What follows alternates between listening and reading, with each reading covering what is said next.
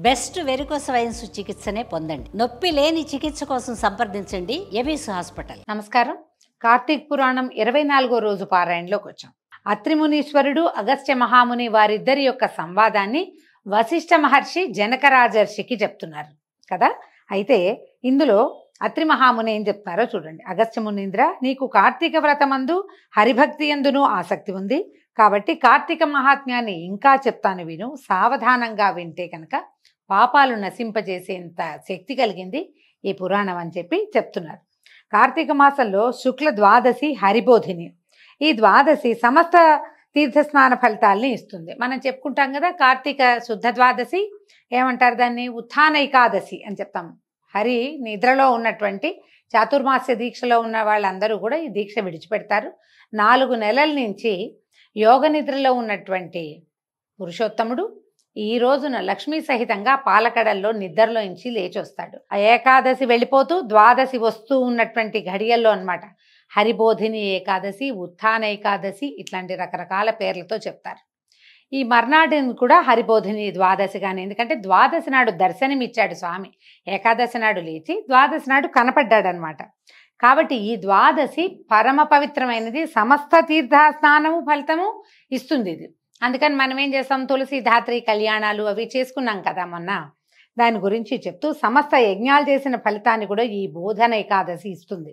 ఇది కాక ఈ ద్వాదశి ఏకాదశి కూడా ఈ ద్వాదశి హరి యందును ఏకాదశి యందును భక్తిని పెంపొందిస్తుంది. ఈ రకంగా ద్వాదశి హరికి అత్యంత ప్రియమైనది. ద్వాదశి సూర్యచంద్ర గ్రహణముల కంటే అధికము, ఏకాదశి కంటే 100 రెట్లు ఎక్కువ సమస్త పుణ్యాన్ని ఇస్తుంది. ద్వాదశి నాడు చేసిన పుణ్యం 1,000,000 రెట్లు అవుతుందట. ద్వాదశి పుణ్యం దినం కనుక కొంచెంగా ఉన్నా కూడా పారణకి ఉపయోగించాలి, కానీ ద్వాదశిని విడిచి పారణ చేయకూడదు. అంటే ఏకాదశి నాడు తినరు, ద్వాదశి వెళ్ళాక కూడా తినకూడదు, ద్వాదశి ఎందే తినాలి, విడవకూడదు ద్వాదశిని, అది నియమం. ఇతర నియమాలన్నీ విడిచి ద్వాదశి స్వల్పకాలమందు కొంచెమే ఉన్నా చివరికి అయిపోయినా కూడా పారణ చేయాలి. కానీ పుణ్యము కోరేవారు ద్వాదశిని విడవరాదు. ఏకాదశి నాడు ఉపవాసం చేసి మర్నాడు ద్వాదశి కాలము అతిక్రమించక పారణ చేయవలను. ఇలాంటివి విన్నప్పుడు మనకు అనిపిస్తుంది, ఎందుకండి తెల్లవారగానే ద్వాదశి ఉంటే సూర్యోదయం అవ్వగానే కాస్త స్నానం పానం చేసేసి ఓమోం అనేసుకుని చటుక్కుని వంట చేసుకుని 9 అయ్యేసరికి అన్నం తినేస్తే సరిపోతుంది కదా అని ఇది అనిపిస్తుంది.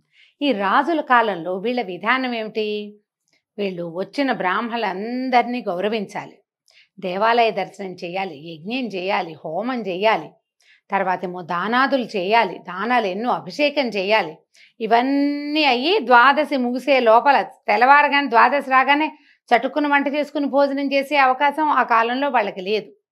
ఈ క్రియలన్నీ దానములు, ధర్మాలు, దీపదానాలు ఇవన్నీ అయ్యేసరికి చివరికి ద్వాదశి చివరి వరకు లాగేది అది. ఆ చివరి ద్వాదశి ఘడియలు అతిక్రమించబోతున్నాయి, పారణ చేసేయండి అంటే అప్పుడు కూర్చొని చకచకా భోజనం చేసేవారు. ఈ అంబరీషోపాఖ్యానం అలా చెప్పబడింది అనమాట.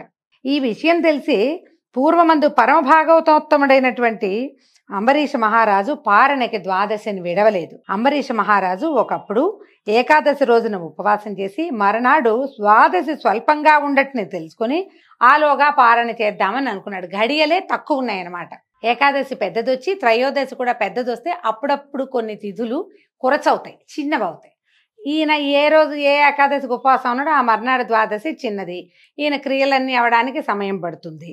తర్వాత ఏమైంది, ఇంతలో ఏమైంది, దూర్వాస మహామునిచ్చి ఇక్కడికి ఆతిథ్యం మిషతోటి భోజనాన్ని యాచించాడు.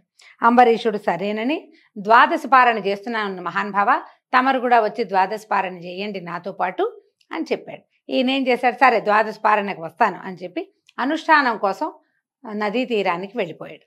ఆనాడు ద్వాదశి తిథి అతి స్వల్పంగా ఉంది, దూర్వాసుడు సమయానికి రాలేదు, ద్వాదశి పోతోంది.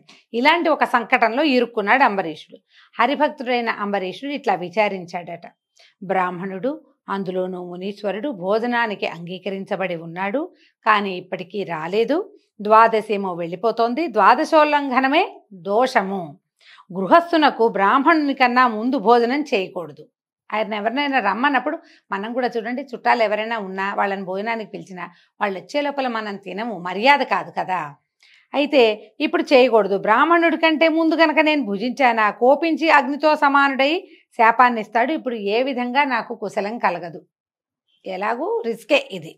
ఉపవాసం అందు ఎట్లు ఏకాదశిని విడవరాదో అట్లే పారణ యందు ద్వాదశిని విడువరాదు. ద్వాదశిని విడిచిన ఎడల హరిభక్తిని విడిచిన వాడగును. ఏకాదశి నాడు ఉపవాసం చేయక ఏ దోషానికి పాత్రుడవుతాడో, ఒకవేళ ఉపవాసం చేయకపోతే ఎలాంటి దోషమో, ద్వాదశిని విడిచి పారణ చేసినా అలాంటి దోషమే వస్తుంది. కాబట్టి పైగా ఇలా పారణ గనక అతిక్రమిస్తే 12 ఉపవాసాల ఫలితం పోగొట్టుకుంటాడట. హరివాసరము పుణ్యదినము గాన విడువరాదు. దాన్ని విడిస్తే పురుషునకు పుణ్య సంచయము చేకూరదు. అనేక జన్మములందు చేసిన పుణ్యము హరివాసరము విడిచిన ఎడల నశించును. దీనివల్ల జరిగే పాపానికి అంటే పోగొట్టుకునే పుణ్యానికి మితి లేదు, వచ్చే పాపానికి నివృత్తి లేదు. ఇప్పుడు ఏం చేయాలి? దీన్ని కనుక విడిచిపెడితే హరిభక్తిని విడిచిపెట్టినట్టే. కాబట్టి హరిభక్తిని విడవటమే నాకు భయము. ఇలాంటి సంకటంలో ఆయన విష్ణువును పోగొట్టుకునే బదులు పారణ చేయటం మంచిది అనుకున్నాడు. బ్రాహ్మణ శాపం వల్ల భయం లేదు, శాపం వల్ల కల్పాంతము దుఃఖం వస్తే రానియి, ద్వాదశిని విడిస్తే ఏకాదశులు కూడా పోతాయి నాకు. కాబట్టి ఇంత ఆలోచించి ఈయన ఏం చేశాడు, ఏమనుకున్నాడు, ఒకవేళ ఆయన వచ్చే లోపలే నేను భోజనం చేసేస్తే దీనివల్ల హరిభక్తి నిలబడుతుంది, ఆ విధంగా హరే నన్ను కాపాడుతాడు, విష్ణువే నన్ను కాపాడగలడని బాగా ఆలోచించుకున్నాడు. ముందు వెనక ఎగదీస్తే గోహత్య, దిగతీస్తే బ్రాహ్మణ హత్య. ఏం చెయ్యాలో తెలియలా, చెయ్యాలనిపించేస్తుంది, భయంగా ఉంది. అప్పుడు వేదవేత్తలైన బ్రాహ్మణుల్ని ఇట్లా అడిగాడు, ఓ బ్రాహ్మణోత్తములారా వినుడు, దూర్వాసుడు భోజనమునకు వచ్చేదనని అనేను, నేను అంగీకరించి తిని ఇప్పటికీ రాలేదు. ద్వాదశి పోతున్నది గనక బ్రాహ్మణుని కంటే పూర్వం భోజనం చేసినందున బ్రాహ్మణాతిక్రమము, ద్వాదశిలో పారణ చేయకపోతే ద్వాదశి అతిక్రమణము కలుగుతుంది కనుక మీరు బలాబలాలు విచారించి ఏదైనా ఒక ఉత్తమ మార్గాన్ని తెలియజేయండి అని అడిగాడు. వీళ్ళంతా బాగా ఆలోచించారు బ్రాహ్మణులు. ధర్మబుద్ధితో ద్వాదశి యొక్క గొప్ప, ఆ తర్వాత ఏమో అతిథిగా వచ్చిన బ్రాహ్మణ యొక్క గౌరవ లాఘవం, వీటిని ఆలోచించారు. బ్రాహ్మణులు ఏమంటున్నారంటే, సమస్త భూతముల యందు అంటే ప్రాణుల యందు అగ్నిరూపుడైన ఈశ్వరుడుండి భక్ష్య భోజ్య చోష్య లేఖ్య రూపంలో అన్నాన్ని భక్షిస్తాడు. మన లోపలే ఉంటాడు. ప్రాణినాం దేహమాశ్రిత అని చెప్తారు భగవద్గీతలో. లోపలే అగ్ని రూపంలో భగవంతుడు ఉంటాడు. ఆయన ఏం చేస్తాడు, మనం వేసిన అన్నాన్ని ఆయన తీసుకుంటాడు. ప్రాణవాయువు వలన జఠరాగ్ని ప్రజ్వలితమవుతుండగా జంతువులు అన్నాన్ని కోరే ఆకలి పుడుతుంది. ఈ లోపల ఉన్న మంట దేనివల్ల వస్తుంది? ప్రాణవాయువు, ఆక్సిజన్ తీసుకుంటాం, దాంతో రేగి ఇంకా ఆకలిస్తూ ఉంటుంది. ప్రాణవాయువు చేత కొట్టబడినటువంటి జఠరాగ్ని సంతాపాన్ని చేయటాన్ని, దాన్ని తగ్గించటాన్ని క్షుత్పి అది ఎట్లా లోపల మండటాన్ని క్షుత్తు పిపాస అంటారు. ఆకలి దాహము దేనివల్ల వస్తాయి? ఈ ప్రాణవాయువు బాగా లోపల కదలటంతో లోపల ఉన్న అగ్ని రేగి మనకి దాహం వేస్తుంది, ఆకలిస్తుంది. కాబట్టి ప్రాణసహితంగా అగ్ని సర్వం సహా పూజిత అవుతున్నాడు. కాబట్టి సర్వభూతముల యందున్న అగ్నిని నిత్యము పూజించవలను. అందుకనే అన్ని దానాల్లోకి అన్నదానమే అత్యుత్తమమైనదిగా చెప్పబడుతుంది. ఈ ప్రాణుల లోపల ఉన్నటువంటి ఆ జఠరాగ్ని శాంతింపచేస్తేనే, అగ్నిని శాంతింపచేస్తేనే భగవంతుడు శాంతింపబడతాడని. కాబట్టి తన ఇంటికి వచ్చిన తర్వాత వచ్చిన వాడు శూద్రుడు కానీ చండాలుని కానీ అతనిని విడిచి భుజించరాదు. సాక్షాత్ ప్రథమవర్ణమైన భూసురుణ్ణి విడిచి భుజించరాదని వేరుగా చెప్పవలసిందేమిది? బ్రహ్మ నుంచి జన్మించిన వాడు బ్రాహ్మణుడు, ఈ వచ్చిన దూర్వాసుడు, అందులో మహాముని, ఆయన తినకుండా నువ్వు తినకూడదు. గృహస్థు స్వయంగా అతిథిని పిలిచి అతిథి కంటే తను ముందు భుజిస్తే గనక పరమావమానం అవుతుంది, అది తప్పు. భూసురావమానం చేత ఆయుష్, ఐశ్వర్యము, కీర్తి, ధనము ఇవన్నీ నశించిపోతాయి. ఇదేమిటి అదేమిటి? మనసులో ఉండే కోరిక అంటే నీ సంకల్పితం అంతా, నీకేమేమి కావాలో అవన్నీ పోగొట్టుకుంటావు. భూసురులు అందరూ కూడా స్వర్గం ఉండేటువంటి దేవతలతో సమానం అని చెప్తారు. భూసురుడు అంటే బ్రాహ్మణుడు అని చెప్తున్నాడు అనమాట. భూసుర అంటే అదే భూమి యందు ఉన్నటువంటి దైవం అన్నమాట. దేవతల్ని తిరస్కరించుట చేత అంతా నశిస్తుంది. జాతి మాత్రం చేతనే భూసురులు దేవతలతో సమానులు. ఈ దూర్వాసుడేమో తపోవంతుడు కాబట్టి ఈయన విషయం ఇక చెప్పేదే లేదు. కాబట్టి ఈ భూసురుడు కోపం చేయకపోయినా భూసురుని కంటే ముందు ఆయన ఒప్పుకున్నా కూడా నువ్వు ఆయన కంటే ముందు తినకూడదు, పర్వాలేదు మీరు తినేయండి, మీరు కానివ్వండి అంటారు. అలా కూడా తినకూడదట.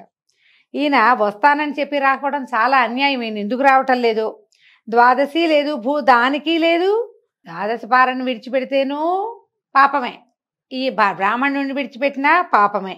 కాబట్టి రెండూ సమానంగా ఉన్నాయి. ఇందులో లఘుత్వము గురుత్వం లేదు, ఒకటి ఎక్కువ ఒకటి తక్కువ కాదు, రెండూ సమానమే. కాబట్టి మేమేమి చెప్పలేం. ద్వాదశి కాలంలో పారణ చేయకపోతే హరిభక్తి లోపిస్తుంది, పారణ చేస్తే దూర్వాసుడు శపిస్తాడు. ఎట్లాగైనా అనర్థం కాక తప్పదు. అది కొత్తది కాదు అది కొద్దిగా కాదు, అది కొంచెం కాదు, చాలా ఎక్కువే వస్తుంది. కాబట్టి ఇలా బాగా ఆలోచించారు, తెగదగొట్టుకోలేకపోయారనమాట. అందుకని ఏమన్నారు, నీ దారి నువ్వు ఆలోచించుకోమని చెప్తున్నారు. ఆ చెప్పటం రేపు ఎంత వివరంగా చెప్పారో రేపు ఉదయం విందామండి. దీంతో 24వ అధ్యాయం పూర్తయింది. రేపు ఉదయం 25వ అధ్యాయంలో మళ్ళీ కలుసుకుందాం. నమస్కారం.